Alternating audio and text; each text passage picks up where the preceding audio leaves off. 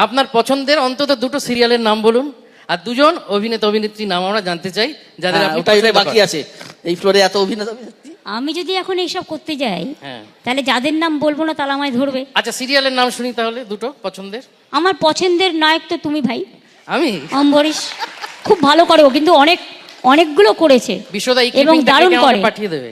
এবং ছোটু হ্যাঁ ছোট এখন যেটা করছে ছোটু, হ্যাঁ, ছোটুর পাঠ করছে।